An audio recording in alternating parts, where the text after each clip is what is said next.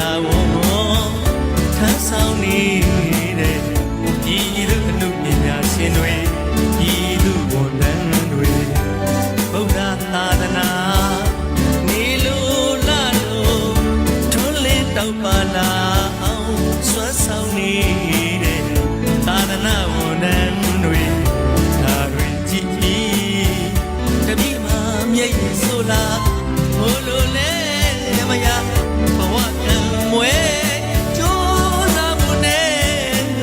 တော့ကနေရင်ဆိုင်ရှင်ပြိုင်ခဲ့ရပါတယ်ဆရာ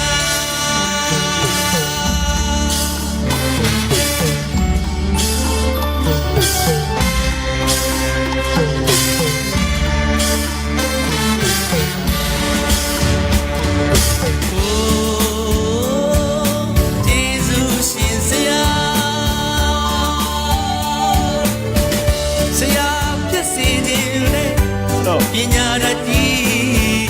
ပညာရှိသည်မဖြစ်ခဲ့ပါဆရာကျွန်တော်တကယ်ချင်းတွေအရာရှိအရာကံဝဲစားသုံးနေဆရာဝန်ဆရာမကြီးတွေနိုင်ငံလာဝန်ထမ်းဆောင်နေတဲ့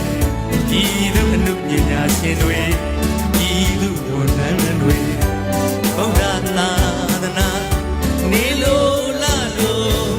ထွန်းလင်းတောက်ပါလာအောင်စွမ်းဆောင်နေတဲ့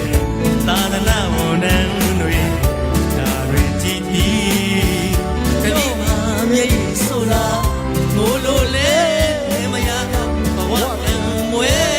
ကြိုးစားမှုနဲ့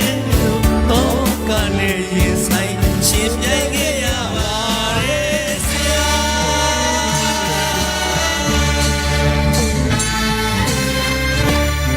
ခွင့်လို့ပါဆရာနောင်နာဆို